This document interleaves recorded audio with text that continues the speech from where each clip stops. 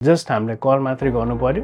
त्यसपछिको जति पनि कुराहरू म्यानेज गर्नुपर्ने छ, रिपेयर गर्नुपर्ने छ, असिस्ट गर्नुपर्ने कुराहरू जति छ त्यो सबै हामीले टेक ओभर गरेर चाहिँ अन्डर वान रुफ सबै हामीले प्रोभाइड गर्छौँ। ओके, एमएआरलाई किन चुज गर्ने त? अरू पनि मान्छेहरू छन् होइन, एमएआर नै किन? एमएआर किन भन्दाखेरि तपाईँले हामीलाई कल गर्नुहुन्छ, सबै कुरा एक्सिडेन्ट पछिको हामीले म्यानेज गर्ने हो। तपाईँले केही पनि गर्न पर्दैन। एक्सिडेन्ट भइसकेपछि टोइङ गर्नुपर्ने भयो, पेपर वर्कहरू गर्नुपर्ने भयो होइन, इन्सुरेन्ससँग कुरा गर्नुपर्नेदेखि लिएर हामीले रिप्लेसमेन्ट भेहिकलदेखि लिएर तपाईँको रिपेयरसम्म चाहिँ हामीले नै गर्छौँ कि। अब तपाईँ अरू ठाउँमा जानुभयो भने के हुन्छ भन्दाखेरि तपाईँले इन्सुरेन्सलाई फोन गर्नुभयो, त्यसपछि आफ्नो रिपेयरको ठाउँमा चाहिँ त्यो बुकिङहरू गर्नुपर्छ। रिप्लेसमेन्ट गाडीको लागि चाहिँ त्यहाँ फेरि छुट्टै ठाउँमा गएर बुकिङ गर्नुपर्छ, या चाहिँ इन्सुरेन्सले बुकिङ गर्छ त्यहाँ गएर तपाईँले लिनुपर्छ, फेरि ड्रप अफ गर्नुपर्छ, आफ्नो गाडी रिपेयरको ठाउँमा ड्रप अफ गर्नुपर्छ।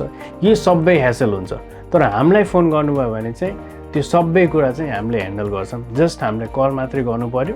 त्यसपछिको जति पनि कुराहरू म्यानेज गर्नुपर्ने छ, रिपेयर गर्नुपर्ने छ, असिस्ट गर्नुपर्ने कुराहरू जति छ त्यो सबै हामीले टेक ओभर गरेर चाहिँ अन्डर वान रुफ सबै हामीले प्रोभाइड गर्छौँ। ओके, यो सबै प्रोसेसमा तपाईँहरूलाई वरि होला कि मैले केही तिर्नुपर्छ, मैले केही गर्नुपर्छ भनेर तपाईँहरूले सोचिराख्नु भएको छ भने तपाईँहरूलाई केही पनि गर्नु पर्दैन। तपाईँहरूले 1 सेन्ट पनि तपाईँको पकेटबाट चाहिँ जाँदैन। जतिसुकै रिकभरीहरू हुन्छ, जतिसुकै रिपेयरको कस्टहरू हुन्छ या टोइङको कस्टहरू हुन्छ त्यो सबै हामीले थर्ड पार्टीबाट चाहिँ रिकभर गर्छौँ। तपाईँहरूको पकेटबाट चाहिँ केही पनि 1 सेन्ट पनि जाँदैन।